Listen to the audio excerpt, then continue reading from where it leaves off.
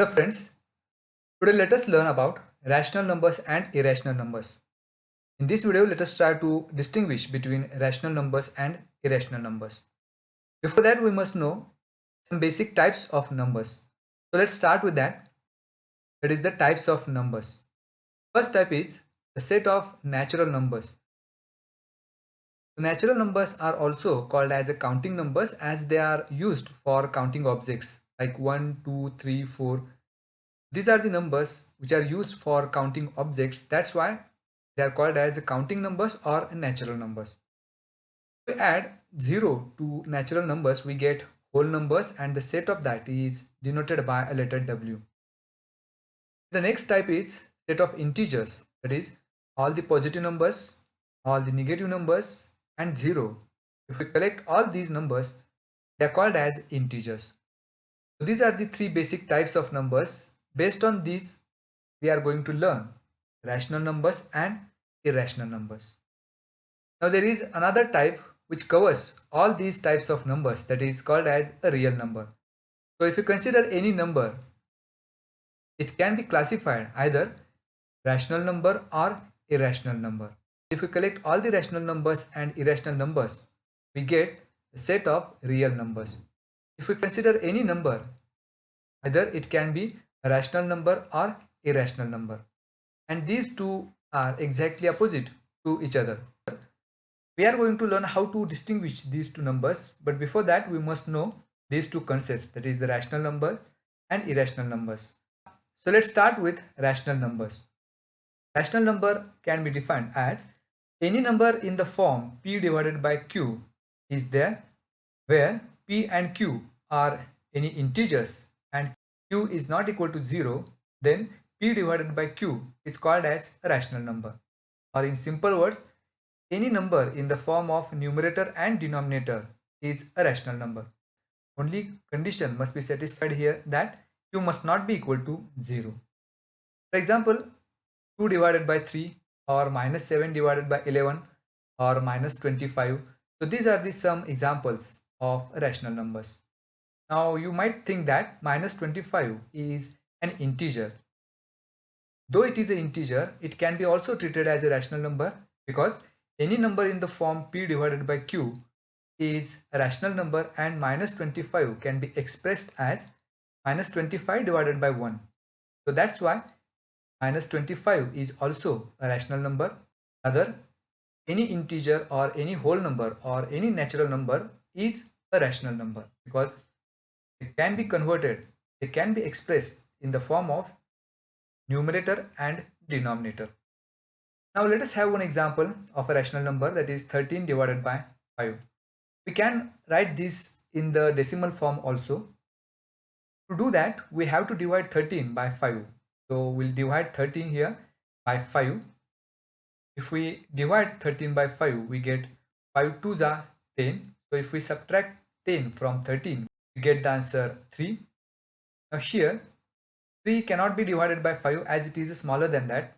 So we should add 0 on 3. And for that, we have to take a decimal. Now if we divide 30 by 5, it's 5 6 are 30. That's why here 30 is subtracted to get the remainder 0. So in this division process, as we can observe, we get a remainder 0. That means the division process ends here.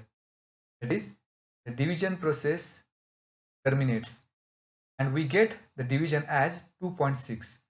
So 13 divided by 5 can be also expressed as 2.6, which is the decimal form of 13 by 5. And in this case, as we can observe, the division process terminates or it ends. That's why this type of decimal form is called as terminating. So by using this decimal form, by observing this decimal form, we can decide whether the given number is a rational number or not. So if the decimal form of a number is terminating type, then it is a rational number. Again, let us have another example of terminating decimal form, that is 29 divided by 16. If we divide 29 by 16, we get 1.8125. In this case also, the decimal form is of terminating type. We have another example, 17 divided by 136. This decimal form is also terminating type. Now let us have one example. 2 divided by 11. So if we divide 2 by 11, we get 0.181818 and so on. That is, in this decimal form, we never get a remainder 0 and the division process never ends. And we get a group of number, that is 1818, all the time. So 0.18, this group of number is coming again and again. That's why it is called as a recurring, and it is denoted by 0.18 bar. So this type of decimal number, though the division process does not end here, but we get a group of numbers again and again. It is of recurring type. Such a decimal form is called as non-terminating recurring type. Though it is not terminating, but the same group of number is recurring. That's why it is called as non-terminating recurring type. Let us have another example. If we divide 11 by 6, we get 1.8333 and so on. So here, as we can observe, 3 is repeating again and again.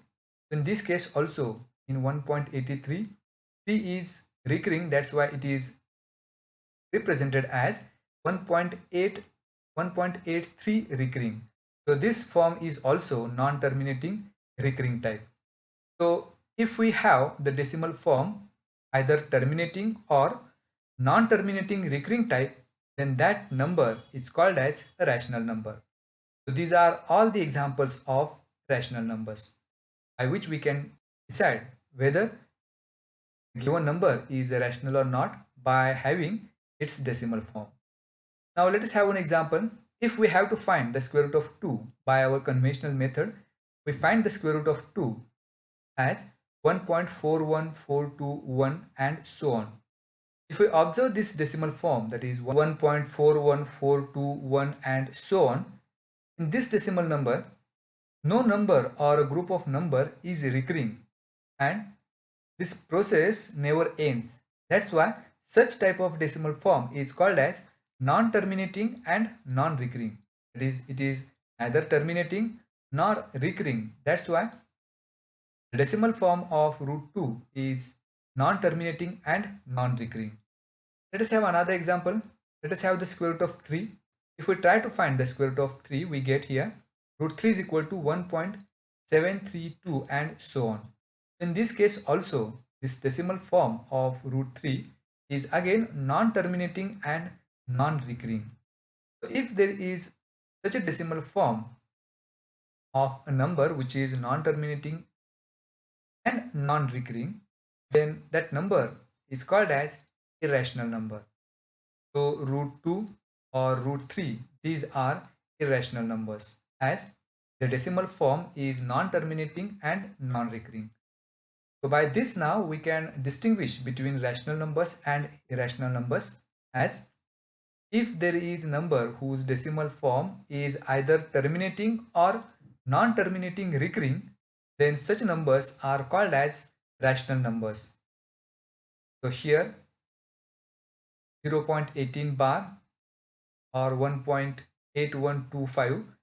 So for such numbers, decimal form is either terminating or non-terminating recurring. That's why these numbers are called as rational numbers.